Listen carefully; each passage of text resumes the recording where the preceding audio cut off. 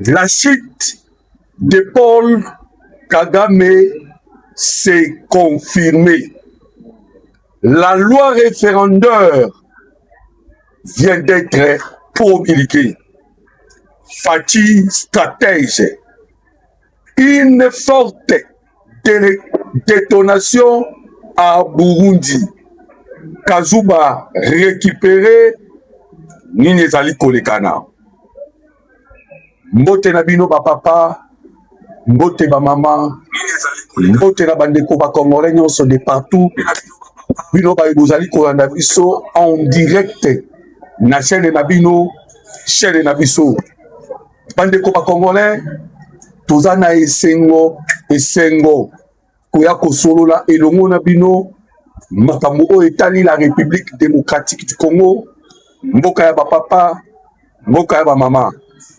Bandeko ba Congolais, toujours dans les soucis ya koluka koyeba mboka elalaki ndenge nini, elamuki ndenge nini, ezokende ndenge nini, mpona koyeba situation ya mboka Congo.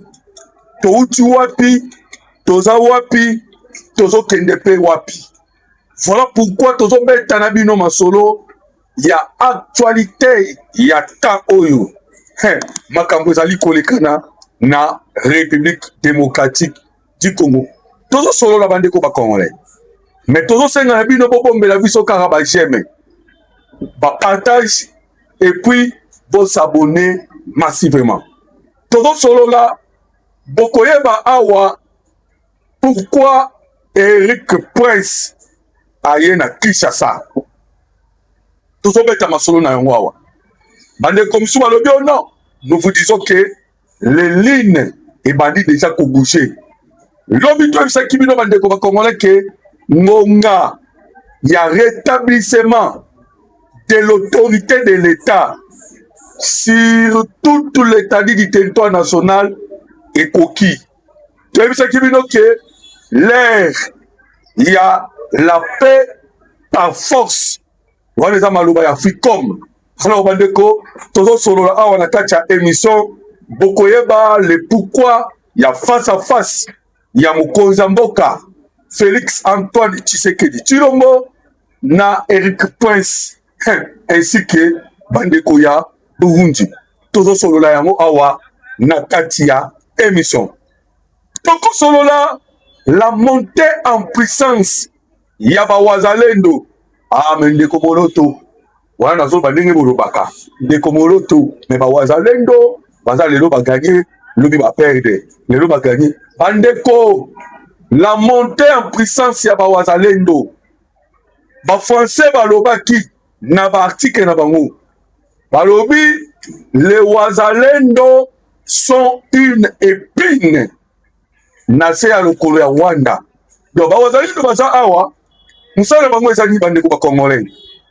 Kotalisa ke na Rwanda ke boko coloniser Congo te. Leur stratégie ça au Koti, au Tikali. Oh, aux chance de na Rwanda. Alors, tout le monde est solo ya monter en puissance. Lobi to isa kibino ke ba wazalendo bazwaki lubis melelo bazwi kazuba me bitumbe bunda makindenge nini na territoire nini musale sala minde nini tozo solo yango awa na kati ya émission. Rien ne marche na Rwanda, tout le solo na yango. Rien ne marche na Rwanda. Bandeko ba Congolais, la chute libre, la chute brutale, il y a régime ya Kagame, c'est confirmé. Alors awa tokotali sabino des éléments qui confirment la chute. Bandeko, a toujours sabino Kagame déjà azaté. Kagame azaté. Boyebi na monde des esprits ndenge ezalaka okomona mutu atambola mais en vrai dire mutu azate tozo solo yango awa na kati ya émission. Vous allez comprendre que c'est fini pour toujours pour Paul Kagame après avoir effectué 5 voyages nalobi bien 5 voyages en France année oyo Kagame a fait des va-et-vient na France malamoko aux États-Unis d'Amérique. Bandeko ba Congolais, après que ça, la papa, il vient, Kagame maintenant, a bandit tourner en Europe. Bande de causes, c'est que ça biso. Tourner en Europe. À Espagne, à toujours en Autriche. Mais ton continent page, il y a présidence du Rwanda. Quand Wapi, bande de Congolais, Toyoki, et le Kagame, quelque chose na France, na Autriche. Bokoyo kango bokoseka bandeko bakongolais nyonso wana mpona nini parce que Kagame amoni ayokaki likolo ciel ya République démocratique du Congo libumundunda etambolaki bandeko bakongolais ezanga te l'article est là na kotangela bino article ya libumu ndunda oyo esirikilaki likolo ya este ya République démocratique du Congo. Toyebisaka bandeko bakongolais bao badutaka toyebisaka bango bamericain bao bazoba te na moment oyo bamericain bazoba vote la loi 8704 oyo babengi na nkombo ya DRC stable na moment oyo l'accord de Washington eza signé wapi l'accord de Washington signé aux États d'Amérique na miso ya Donald Trump. Na moment oyo orgueil Donald Trump azalaka na yango bandeko bakotika Paul Kagame te. Je vous dis tozobeta lisolo na yango awa bokoyoka ba voyage ya Paul Kagame akende kosala nini Espagne akende kosala nini na Autriche tokobeta lisolo na yango awa na kati ya émission bokokamwa. Alors bandeko tozobanda nde wana une forte détonation. Une forte détonation à Burundi. Pourquoi? Parce que les Congolais, Burundi, Burundais, ne balobaka, bafandika kaboye, bayoki, boum. Pour nini, boka, panique totale et continue à Burundi. Nalobi, panique totale na Burundi. Après cette forte détonation, qu'est-ce qui s'est passé? Barwandais babandi ko jubilé. Bande Congolais, je vous dis, Barwandais babandi ko jubilé lorsque bayoki détonation na Burundi. Boyebi ke Kagame akanela ki Burundi. Kagame aloba ki boye. Bango na ba Burundais bazalaka mapasa. Mutakaboli bango c'est Félix Antoine Tshisekedi Tshilombo. Yende mutakabola ki Burundi na Rwanda. Et après Bokaki et chaufferie zalaki entre Evariste Ndayishimiye na Emmanuel Macron. Ti Evariste Ndayishimiye atalabu pas question à récupérer ambassadeur naïe. Avec la France. Et puis, France a bangi, a zongi sima. Parce que, oui, parce que, il va rester dans le général. Il y a ça à jeter. Tant que je qui que, il y a eu Nungu à récupérer ambassadeur naïe. Alors, Evariste Ndayishimiye a 14 000 hommes. Dans le pays, 14 000 hommes, on va dans au plateau. Il a bloqué l'accès vers les grands Katanga. Tout comme la République démocratique du Congo, tu as bloqué l'accès. Il y a Paul Kagame na Burundi parce qu'il y a des Congolais là-bas. Alors, Bandeko, Kagame, Katumi, Kabila, Bayokani Balobi, il faut que ça y ait chimie. Parce que bon, on pour ça Katanga. Et Kagame doit leur aider à kota Katanga. Quand on kota Katanga, on va comment sikoyo, ndenge Tshisekedi a négocier na lombangu. Vous voyez bien que bami benga bakatange, babandi na Katanga, basali ba relation na Katanga, ba umeli Katanga, ba manipuler bakatange. Et la personne pour rendre des situations difficiles, Evariste Ndayishimiye. Alors, Tovandi Toki détonation. Boka, totanga déclaration ya détonation oyo ebeti na Burundi. Bandeko bakongolais entre bino ke Kagame azoluka oyo tobengaka na français azoluka kaka atia moto to makila esopana wapi na niveau ya este ya République de Boyoka. Un climat de paix est observé na Burundi, tout pays après la forte détonation. Boyoka bandeko congolais, une forte détonation et pays na Burundi. Et pourquoi? Bandeko nazozwa document parce que emeki ko chapenga un tout petit peu. Voilà. Forte détonation na niveau ya Burundi. Il s'agissait de quoi? Tozobeta lisolo nango awa na kati ya émission. Et boyebi ke voilà lobby maman na réunion ekoti. Tozobeta lisolo ya réunion o ekoti na Kinshasa. Bozoyoka yango awa na kati ya émission. Boyoka. Article monani. Forte détonation à Bujumbura. De fortes détonations ont été entendues à Bujumbura. Awa, c'était encore après-midi à lobby. À lobby, on ne connaît pas encore la cause que Dieu protège nos frères burundais ainsi que les présidents. Boyoka. Après un moment, le calme est revenu.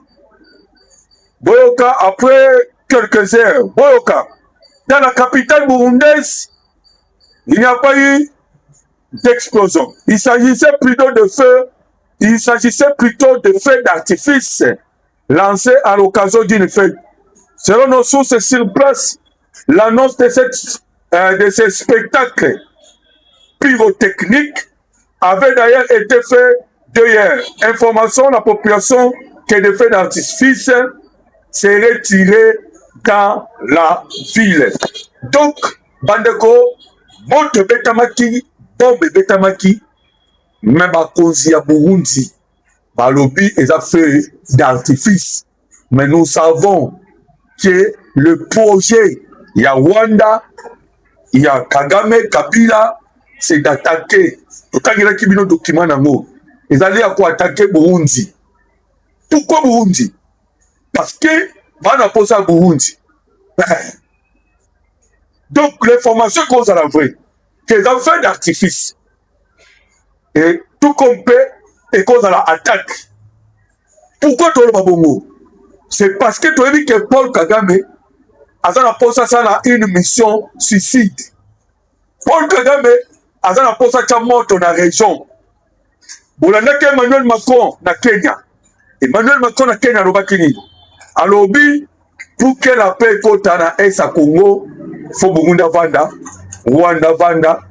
Donc, nous avons dit dossier aux États-Unis d'Amérique, l'accord de Washington, nous avons d'accord dans côté. Parce que l'accord de Washington, il n'y a que le Rwanda et la République démocratique du Congo. Alors, Paul Kagame a dit que la situation comme la région. Pourquoi? Pour que Kenya a revendiqué paix, coller à la République démocratique du Congo. Bande comme Congolais c'est une baie baké na maso toujours bêta le problème est que bango tout bazan a besoin baliande na sima Congo déjà peut baliaka mais besoin mona qui avec Tshisekedi gâteau ezolongo na monoko na bango tel que la constitution déport à nos profonds de banana mbala moko bande ko na biso la este moi basale la Mambasa ya Kenya vous arrêtez. Moi, je vais la paix pour Dar es Salaam et Kouzalate. Donc, le problème est ça, ils ont des survie à Kenya, survie à Rwanda, survie à Burundi, na survie à Ouganda. Voilà la cause de la guerre. Mais toujours, il faut que il y a Eric Prince. Pourquoi Eric Prince aille? Na Kinshasa. Et pourquoi Burundi a participé na réunion? Pourquoi? L'information que nous vous disons, Bayi Rwanda Nemutu, Bazo Beta Lisolo Wana, avec beaucoup de panique. On doit vous dire la vérité. bato babandi lisolo wana baza barwandais. Tomoni Eric Prince en réunion à Kinshasa. Il y a eu même des Burundais, des services de renseignement. Eric Prince est venu à Bandabiso guerre et Routi Rwanda. L'information Routi Rwanda par des services de renseignement rwandaises. Bangonde Moutou Babimisi, l'information Tozoloba. Mais Bandeko, Tebisi Binoke, Tshisekedi stratège.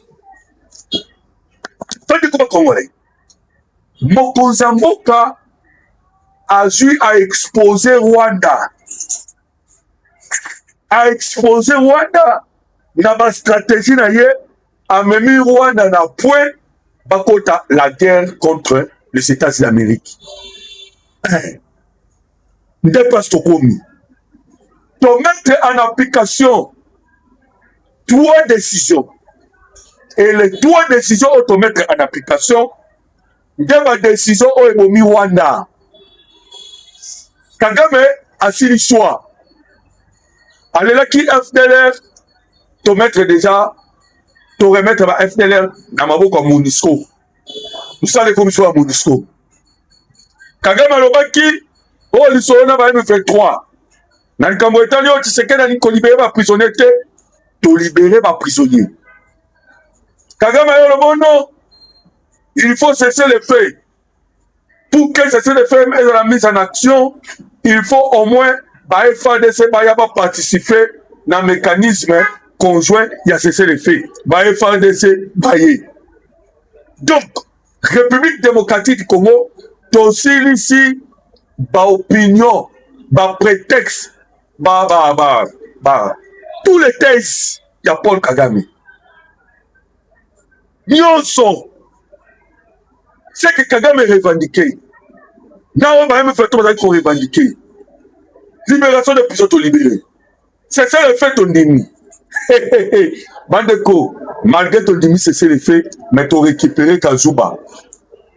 Na monté en puissance, il y a Ouazalé de ton bête solo na yango. Ton bête solo na yango. Mais déjà, on va comprendre que Makambo s'est changé. Makambo changé. Bale komi na kana bango. Bale et komi naka ya Rwanda. Maintenant le problème est que Rwanda a condiment. Qu'on mette en application l'accord de Washington ou non. Nkumba Soko est lié à mettre en application l'accord de Washington. Et Kagame déjà, aujourd'hui, nous sommes les 13. Bande Konanga va Congolais. Vous Kagame terminé le Solomoko, et c'est très important. Batamayele, Bavandi, Bazomtou na ba question. Yango Mayele Tshisekedi Azanango, Azali na Bemo Moko Makasi, Tshisekedi Azananani, Mayele Nango Eboye Wapi.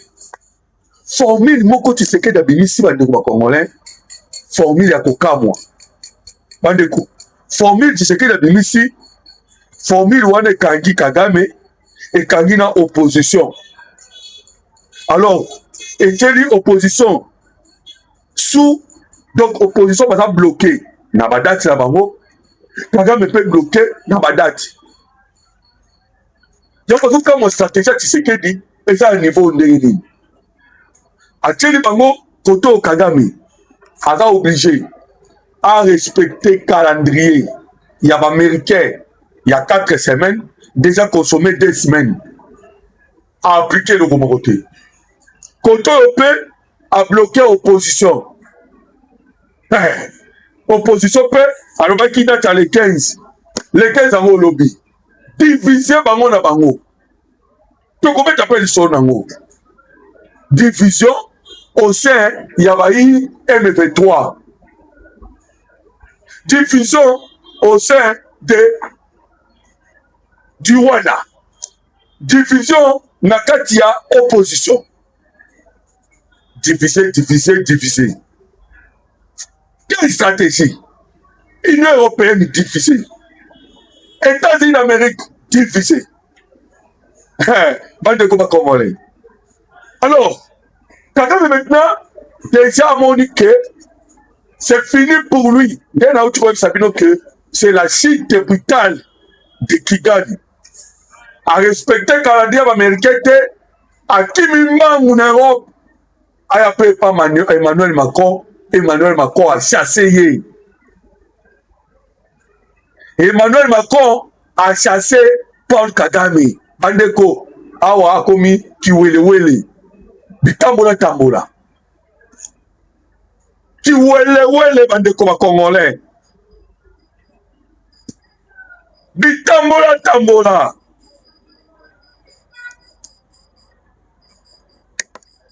Le loawa, lobikuna. Mais nous avons bandeko ba Congolais.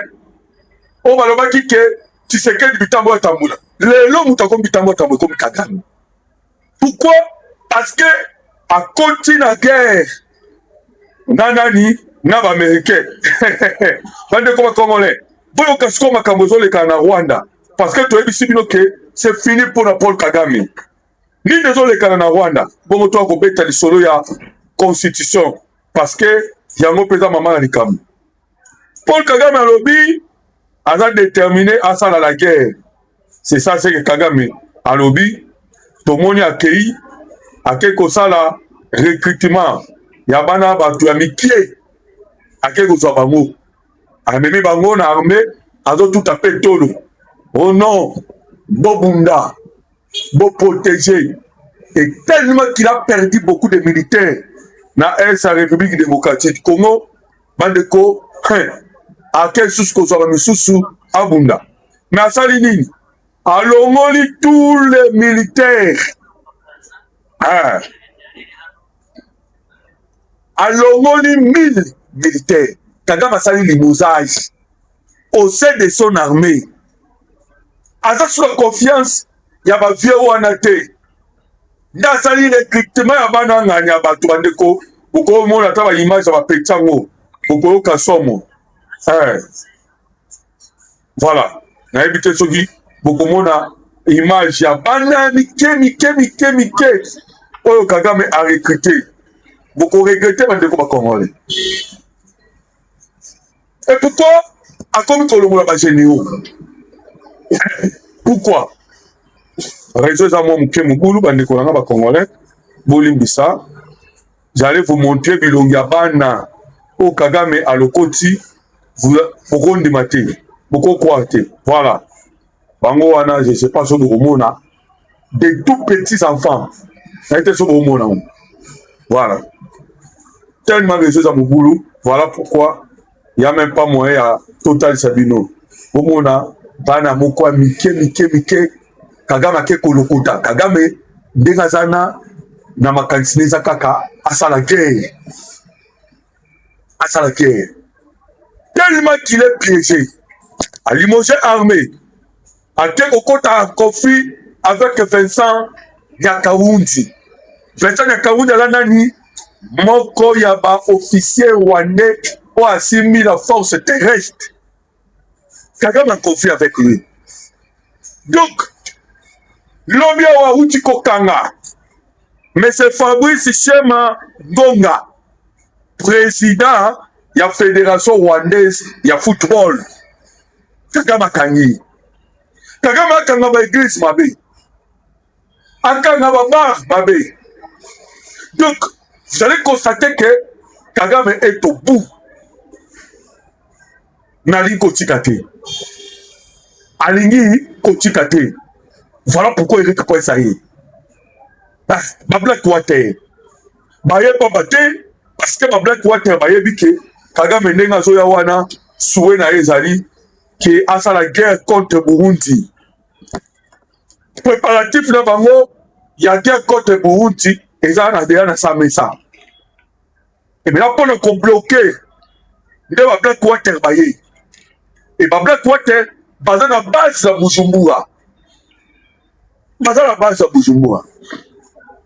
Et tellement bana base à Bujumbura, bazo luka travers Kagame a luka attaquer Bazwana. Lesko bandeko, pebisa kibino ki area site Britannia et Koki. Donc a waza troublé. les M23, ça ne marche pas. Dernièrement, on va tu kokende na tuiranarero. Bandeko, babundisaka, bana nzambite. Et si tout le monde a comme koki, bakei po babunda bakota katanga. Po bakota katanga. Bakomi na bango na point zéro. Confusion totale de côté entre bango. Le M23 a commis qu'on tirer sur les Turanarero. Turanarero, na M23 bazali en coalition. Nyonso, exemple un mouvement rebelle, il y a monsieur Paul Kagame. Nyonso, un mouvement rebelle, il y a monsieur Paul Kagame. Et depuis le conseil de Salami, maman va soldat rwandais babangi. Parce que Rwandais oyo tobengaka babipesa kobo banyamulenge o bauta Rwanda na bamiso basanganaki o balobi o biso baturanare o balobi te yo oke jamais kokende kotika biso tokoma la chair à canon. Ils sont refusés. Basali résistance à dégâts au Saganate. Il y a eu 30 morts na mopanzi la bango mais ils ont résisté. Donc Kagame alukaki na temps wana asala auto bengaki nini a dépeupler à repeupler. Alingaki asala recyclage. Azwa tous les basoda. Alongoli bango po atina basoda mususu. Et basoda o bazaki na minembwe bakende kokufa na baline de fond. Rien ne marche na Rwanda neto yesa no bandeko ba Congolais. Rien ne marche. Ce qu'on va voir là, tout le monde américain. Pourquoi Kagame a besoin de médiation? Il y a un membre congrès américain au Bakina Rwanda, Bill Gates à Yakina Rwanda, Bango tout, tant que Bakina Rwanda, Baké Kobonde là, administration Trump, administration Trump, Kagame nous a rassuré qu'il y a Kobima Congo, mais du moins, tu sais qu'il place à quelque chose. Et nous constatons qu'il n'y a que Kagame qui est sous pression. Mais Tshisekedi n'est pas sous pression. Voilà pourquoi nous vous demandons, administration Trump, ça l'appelle pression à Tshisekedi. Nous devons que président Tshisekedi a aussi mettre en action, bande de Congolais, les droits de décision. Sur la FDLR, sur le 15 personnes au aéroport de Goma, pardon, 3 personnes, et la libération des prisonniers. Alors, là maintenant, vous comprenez déjà que nous sommes au Sengaki, République démocratique du Congo, Asala, Asali. Badeko, Boyo Kasikoyo, dossier à référendum. Boyoka. Selon la tempête de topic, la loi référendaire est promulguée des faits. Loi référendaire est promulguée des faits. Cela veut dire, depuis mercredi à minuit, donc hier, le délai constitutionnel de 15 jours étant arrivé à échéance, le journal précise toutefois que la coalition d'opposition C64 et des organisations de la société civile contestent les processus invoquant les réserves de la Cour constitutionnelle. Bandeko, selon la loi, les 15 jours, il y a calendrier ici expiré. Donc, la loi référendaire est allée directement promulguer des faits.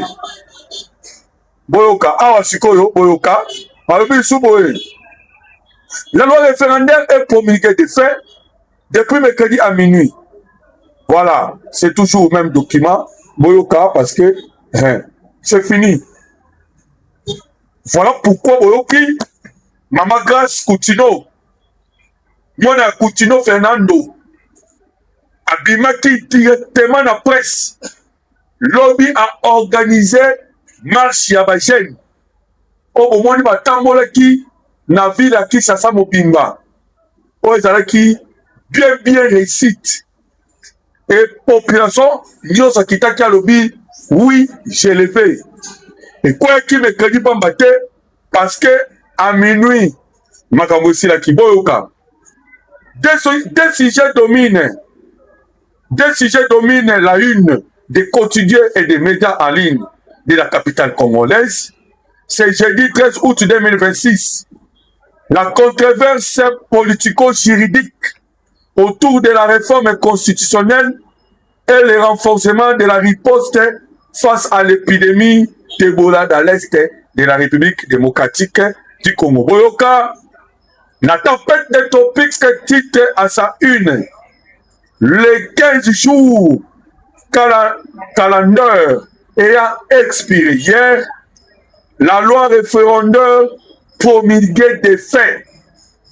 Le quotidien explique que le délai constitutionnel de 15 jours accordé au chef de l'État pour promulguer la loi fixant les conditions du référendum est arrivé à échéance ce mercredi 12 août à minuit. La Cour constitutionnelle ayant déclaré le texte conforme le 28 juillet dernier, la tempête de tempête indique qu'en vertu de l'article 140, autant d'articles, article 140 de la Constitution, article 140 de la Constitution et Kati Likamu. Boyo Kabandeko Bakongolais. Selon l'article 140 de la Constitution, l'inaction présidentielle vaut promulgation de plein droit. Bandeko, match Sili. Match et Sili, Tshisekedi Aza fait stratège. Bon, quand l'article 140, il y a Constitution, Nazo Mandelango. Article 140, c'est le Boye. L'inaction présidentielle vaut promulgation de plein droit. Donc, le président de la République a agir cela veut dire que la Constitution, la loi référendaire est coti en action, na yango moko. Boutala la stratégie. Autre chose ça n'est pas Félix Antoine Tshisekedi Tshilombo. Boutala la stratégie.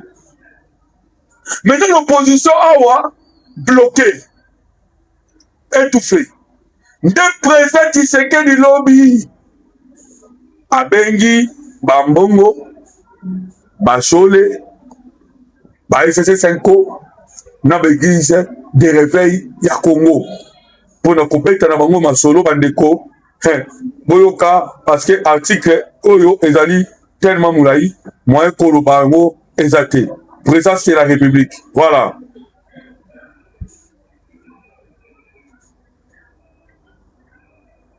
Ndabengi bango masolo.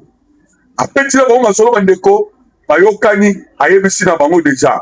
Pourquoi? Ah, toujours mettre le solo, c'est fini. C'est fini, bandeko ba Congolais. Oh, vous avez causé la grande chose et qu'elle ne peut s'accomplir. Donc, ah, toujours qu'il y a un changement. Il y a constitution. Potopesa Mokozamboka, mandat Moussousou. Bon, bandeko ba Congolais. La coalition d'opposition C64 mettait son ultimatum pour la convocation d'un dialogue national inclusif. Wana ezali baillir ensemble pour la République. Outoloba contre la République. Boyoka. En République démocratique du Congo, la coalition d'opposition C64 bandit la menace des manifestations à l'approche de l'expiration de son ultimatum du 15 août lancé au président Félix Tshisekedi pour convoquer officiellement le dialogue national inclusif censé régler la crise politique et sécuritaire. L'opposition avait déjà annoncé des déferlantes populaires, puis les avait repoussées à la demande des confessions religieuses qui assurent le pont avec le président Tshisekedi. Cette fois-ci, Boyoka, cette coalition d'opposition, la principale de la République démocratique du Congo, prévient qu'elle ne reculera plus. La C64 qui conçoit d'ailleurs le dialogue comme cadre de rejet du projet de changement de la Constitution Boyoki, Dieudonné Bolenge-Tenge, secrétaire général du parti Ensemble pour la République, de Moïse Katumbi, était face à la presse à Kinshasa. La finalité n'a pas changé. Il s'agit d'empêcher le renversement de l'ordre constitutionnel en vigueur dans notre pays. Boyoki de la Dieudonné Bolenge-Tenge, il y a aussi des positions. Bango balobaki ke dialogue esengeli ekota babenga bai AFC, babenga ba M23, babenga Kabila, babenga Nanga. Wana eza oyo bango proposition. Mais réseau numérique rwandaise mobimba balobi pas question. Balobi ba découvrir que Fayulu a joué à pouvoir. Pour que vous comme divisé. Réseau numérique rwandais, bango nyonso, bazo ko attaquer Martin Fayulu. Balobi boye, Martin Fayulu a sa traître. Pourquoi ça traître? Parce que déclaration Fayulu, ils ont créé en faveur il y a dialogue, bien que Kaga Fayulu, azoloba. Dialogue inclusif, Malini tel que l'opposition va rebelle Bazala. Bien qu'il parle de Nanga, Maloba Nazo Sabino, et ça Maloba Yabanani, Maloba Rwandais. Rwandais n'est pas du Bongo. Mabi Fayou la Zana Bissoté. Namuno Kazoloba, il réclame Nanga Vanda, Namesa, Kabila Vanda, mais en vrai dire, Allah d'accord, on a monté. Donc, là, vous comprenez déjà que l'opposition a difficile. Et puis, il y a ce qu'on a dit solo, il y a pas la candidat parce que a considéré. Et puis, il n'est pas considéré. Le quoi va tout. Parce qu'il y a une carte à assise, il fallait pas ça là. Il fallait pas signer, mais signer. Bon, au Kandenge, ensemble, dans Moïse Katumbi, ils ont raisonné. Dans le dialogue. Balobi Boye. Si le dialogue peut être perçu comme une voie susceptible de mener à l'atteinte du même objectif que nous n'aurons pu atteindre par la pression, on ne peut pas confondre le dialogue avec l'objectif. À l'approche de la date du 15 août, s'il n'y a pas d'avancée significative dans le sens de rendre possible un dialogue, Boyoka, ce que nous allons annoncer comme manifestation, nous allons pousser dans le sens de les réaliser.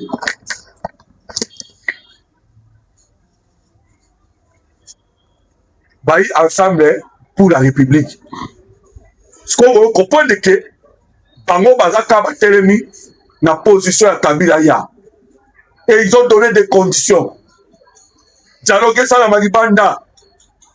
Kabila Azala.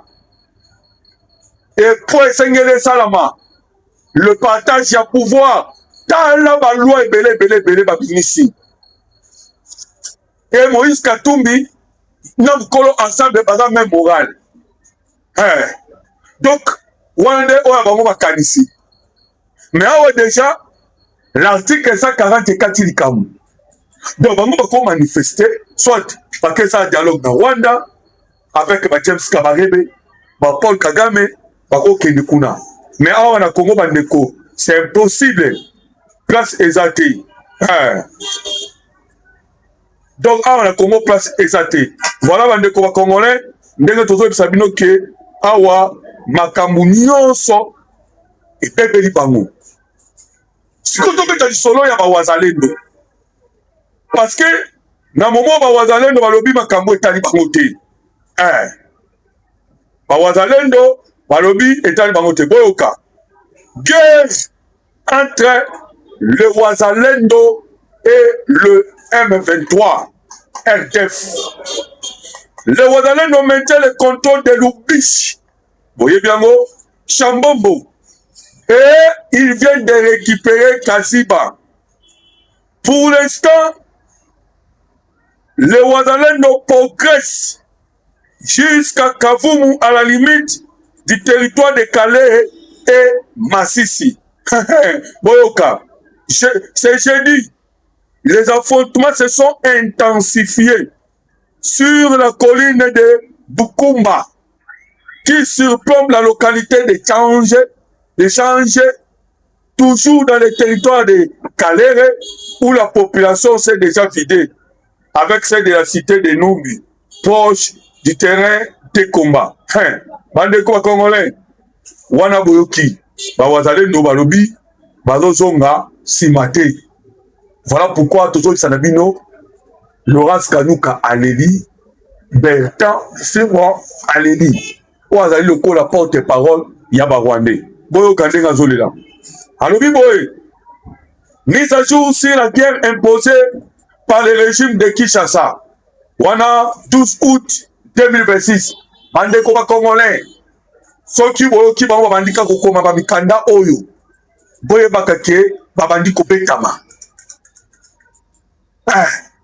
So qui va comme KO, guerre imposée, c'est que bazo betama.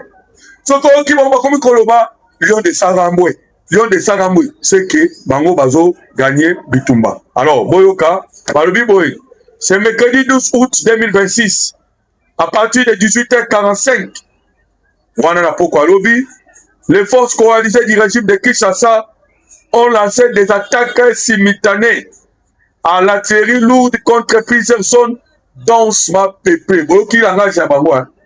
Ceux qui dansent ma pépé, c'est-à-dire Barwandais Bakoufi déjà. Boyoka. Du territoire de Kalere, notamment Rumbich, Chambombo, Tamatare et Kassovu. Ces bombardements ont causé plusieurs civils. Ces bombardements ont causé plusieurs pertes en vie humaine et contrainte de nombreux civils et fuient leur habitation. Là, c'est un 23 réaffirme patati patata, bobi balangage na bango ndenge balobaka. Donc, bandeko, vous comprenez que les Wazalendo bazotikate. C'est ça le fait, vous signez dans le gouvernement. C'est ça le fait, vous signez dans le gouvernement. Mais les Wazalendo bazotikate. Balobi bakobunda tina suka. Bakobunda tina suka. Bakotikate. Ils feront la guerre. One exemple stratégie. Bande comme Congolais. Ah, Toto Ibsadabino. C'est fini pour Paul Kagame. Dès le moment où Eric Prince aille Pambate. Eric Prince aille dans mission spéciale. Et mission spéciale Eric Prince aille dans Mozani. Mission Eric Prince aille dans Ngo. Et ça dit mission Yako. Kouya. Baké Est. Attaquer, va rétablir l'autorité de l'État parce que dans le cas de Washington, Eric Prince Azali. Azali ni yenda dans la mission, il y a qu'à sécuriser les sites miniers, y compris Rubaya. Awa Sikoyo, Africom a Kozouaché. Vous voyez que Africom a la force aérienne, au Boyo Kakaba, Peta Kabatala Kassimate. Bango Moussana Bango Ezani.